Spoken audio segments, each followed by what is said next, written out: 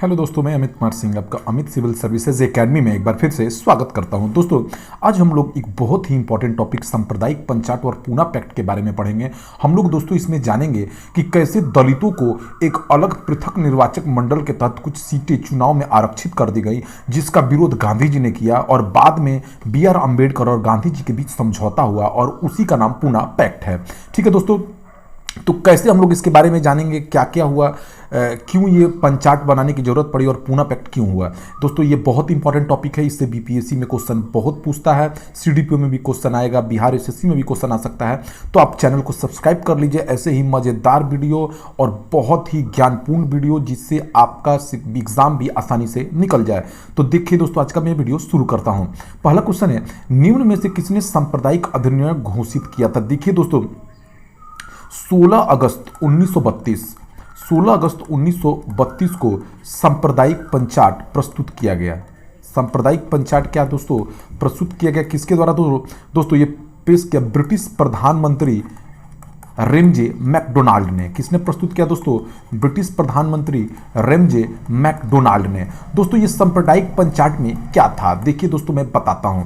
देखिए दोस्तों, अंग्रेजों ने पहले ही हिंदू और मुस्लिम में फूट डाल दिया था। उसने किया क्या था दोस्तों, मुस्लिमों के लिए कुछ सीटें चुनाव में आरक्षित कर दी थी कि उस पर सिर्फ और सिर्फ मुस्लिम ही चुनाव लड़ सकते हैं। उसी तरह दोस्तों BR अम्बेडकर जो हमारे नेता थे, उन्होंने दलितों के साथ भेदभाव का आरोप लगाकर और अंग्रेजी सरकार ने जो है BR अम्बेडकर के समर्थन से दोस्तों सांप्रदायिक पंचायत के, जिसके तहत दलित को हिंदू न मानते हुए उनके लिए भी अलग से दलितों के लिए चुनाव में अलग से सीटें आरक्षित कर दी गई। दोस्तों, इसी का नाम सांप्रदायिक पंचायत है। ठीक है दोस्तों, इसके तहत 47 सीटें जो दोस्तों है जो है चुनाव में आरक्षित कर दी गई। ठीक है दोस्तों, पृथक आरक्षित कर दी गई। ठीक है ना, पृथक निर्वाचक मंडल ही बना दिया गया। ठीक है, समझ में आ गया आपको बात। तो सांप्रदायिक पंचायत क्या है। अब दोस्तों, अगस्त 1932 के रेमजे मैकडोनाल्ड के सांप्रदायिक पंचायत के द्वारा पहली बार एक पृथक निर्वाचक समूह को बनाया गया। किसके लिए दोस्तों, अछूतों के लिए। इसी को दलितों के लिए बोल दिया, हरिजनों के लिए बोल दिए। देखिए दोस्तों, इसके लागू होने के बाद देखिए दोस्तों हमारे हमारे क्या है दोस्तों, महात्मा गांधी हैं, वो उन्होंने दोस्तों इसका विरोध करना शुरू कर दिया। उन्होंने 20 सितंबर 1932 को यरवदा जेल से ही यरवदा जेल में रहते हुए गांधी जी ने इसका आमरण अनशन शुरू कर दिया सांप्रदायिक निर्णय के विरुद्ध। ठीक है, बाद में 24 सितंबर, ठीक है दोस्तों, बाद में 34 सितंबर को गांधी जी के अनुयायी, ठीक है ना, गांधी जी के जो अनुयायी थे तथा गांधी जी के अनुयायी तथा BR अम्बेडकर के बीच दोस्तों समझौता हुआ। उसी समझौते को दोस्तों किस नाम से जाना जाता है, पूना समझौता या पूना पैक्ट। ठीक है, BR अम्बेडकर के बीच क्या हुआ, समझौता हुआ। ठीक है, आप बात समझ रहे हैं, समझिएगा, बहुत अच्छा टॉपिक है और बहुत सिंपल भी टॉपिक है।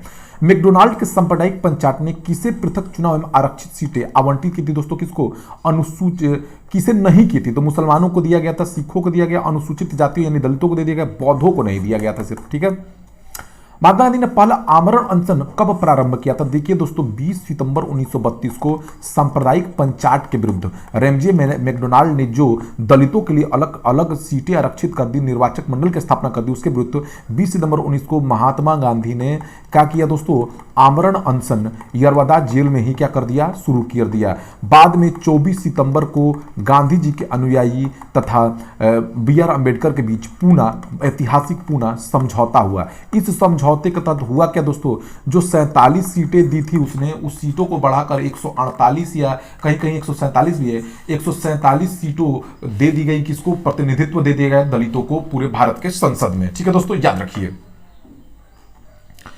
1932 में महात्मा गांधी ने मरणोपरांत उपवास प्रधानता इसलिए किया था क्योंकि रेमजे मैकडोनाल्ड ने सांप्रदायिक अधिनियम की घोषणा कर दी थी, दलितों के अलग निर्वाचन की घोषणा कर दी थी। सांप्रदायिक देखिए अवार्ड में रेमजे मैकडोनाल्ड की घोषणा के अनुसार दलितों को कितनी सीटें दी गई थी दोस्तों, दलितों को क्रमशः 71 सीटें दी गई थी। कितनी सीटें दी गई थी दोस्तों, 71। लेकिन पूना पैक्ट में दोस्तों 147 सीटें दे दी गई। पूना पैक्ट किससे संबंधित था दोस्तों? पूना पैक्ट दलित वर्ग के आरक्षण से संबंधित था। दलितों को निर्वाचन में अलग तरफ से आरक्षण देना था। पूना समझौते का उद्देश्य क्या था? दलित वर्ग को प्रतिनिधित्व देना। पूना पैक्ट ने कम्युनल अवार्ड के उद्देश्य को धराशायी कर दिया, सही है। उसके माध्यम से संसद और विधानसभा में अनुसूचित जातियों के आरक्षण का मार्ग प्रशस्त हो गया था। बी आर अम्बेडकर और गांधी जी के बीच एक समझौता हुआ जिसके तहत दलितों की हिस्सेदारी संसद में दी गई और उसी का नाम दोस्तों पूना समझौता पड़ा। पूना पैक्ट पर हस्ताक्षर किसने किया था दोस्तों? गांधी जी के अनुयायी और अंबेडकर ने किया था। ठीक है दोस्तों, बी आर अम्बेडकर ने। सांप्रदायिक अधिनिर्णय की घोषणा के पश्चात निम्नलिखित में से किसे संपादित किया गया? तो दोस्तों पूना समझौता हुआ सांप्रदायिक निर्णय के बाद। निम्न में से किसने ऐतिहासिक 1932 के पूना समझौते पर हस्ताक्षर नहीं किए थे दोस्तों? तो वो कौन थे? एम.के. गांधी थे, महात्मा गांधी। 1932 में पूना पैक्ट के बाद हरिजन सेवक संघ की स्थापना हुई, उसके अध्यक्ष कौन थे? हरिजन सेवक संघ की स्थापना हुई, उसके अध्यक्ष थे घनश्याम दास बिड़ला। हरिजन सेवक संघ की स्थापना दोस्तों किसने किया था? गांधी जी ने किया था और इसके प्रथम अध्यक्ष घनश्याम दास बिड़ला बने। और कब हुआ था दोस्तों इसकी स्थापना? 1932 में। ऑल इंडिया अनटचेबिलिटी लीग, बाद में जिसका नाम बदलकर हरिजन सेवक संघ, इसके प्रथम अध्यक्ष कौन हुए दोस्तों? जी.डी. बिड़ला, घनश्याम दास बिड़ला। 1932 में स्थापित अखिल भारतीय अछूत विरोधी लीग के प्रथम प्रेसिडेंट कौन थे? जी.डी. बिड़ला थे दोस्तों। ठीक है, याद रखिए, वेरी वेरी इंपॉर्टेंट टॉपिक चल रहा है। अखिल भारतीय हरिजन संघ की स्थापना किसने की थी? स्थापना महात्मा गांधी ने की थी दोस्तों। ठीक है, हरिजन सेवक संघ का पूरा नाम क्या था? All India anti untouchability league नाम था। दलित वर्गों का संघ स्थापित किया था डॉक्टर बी आर अम्बेडकर। बाद में इन्होंने दोस्तों एक बहिष्कृत भारत पत्रिका भी निकाली थी इन्होंने 1927 में। निम्नलिखित में किसने कहा था? महात्मा गांधी क्षणिक भूत की भांति धूल उठाते हैं लेकिन उसका अस्तर नहीं रहता, ये बी आर अम्बेडकर ने कहा था दोस्तों 1931 में बंबई में। तो दोस्तों ये रहा इंपॉर्टेंट वीडियो दोस्तों, बहुत इंपॉर्टेंट है। आपको, मुझे आशा है कि आपको सांप्रदायिक पंचायत और पूना पैक्ट के बारे में सारी चीजें क्लियर हो गई होंगी। Thank you for watching my video.